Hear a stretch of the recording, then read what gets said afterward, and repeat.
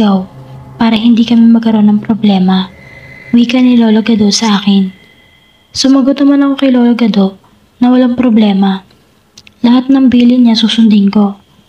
Malapit na kaming makarating sa bukid ni Lolo Gado. Tanaw ko na ang kanyang munting kubo na kanyang tinitirhan. Excited na ako makita ang bunga ng mga prutas dahil gutom na rin ako. Sa layo na nilakad namin ni Lolo Gado. Pagkadating namin sa munting kubo ni Lolo Gado, ay nagpahinga muna kami. Napagod rin kasi si Lolo Gado sa kanyang nilakad. Makalipas ang ilang oras naming pagpapahinga, ay sinabi ni Lolo Gado na baka gusto ko daw siyang samahan sa ibabaw ng bukid para kumuha ng mga nalaglag na durian. Wala akong alinlangan na umayaw dahil gusto ko rin makapulot ng mga durian.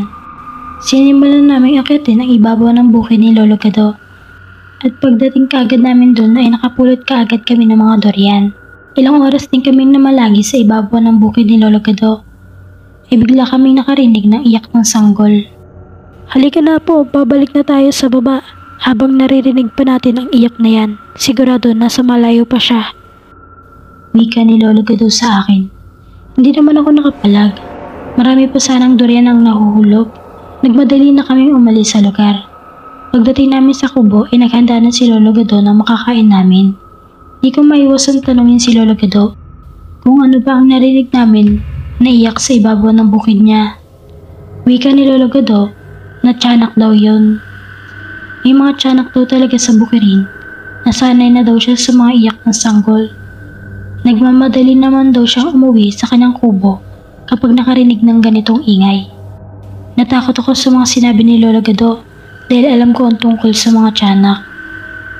Bawat biktima kasi nila ay ang mga lalaki. Baka mabiktima kami ni Lolo Gado ng tiyanak. Mahirap na dahil puro pa naman kami lalaki. Pinakalma naman ako ni Lolo dahil wala naman daw masamang mangyayari sa akin habang kasama ko daw siya. Sa mga araw na iyon ay hindi mo na kami nagtrabaho ni Lolo. Sumapit na ang alas 6 ng hapon at nakarinig na naman kami ng iyak ng sanggol.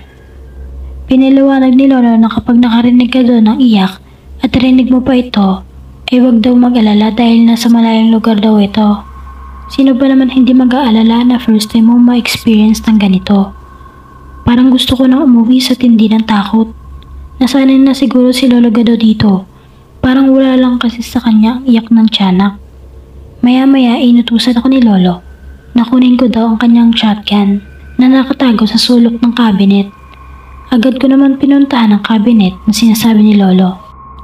At binuksan ko ito. Nandun nga ang shotgun na kanyang sinabi.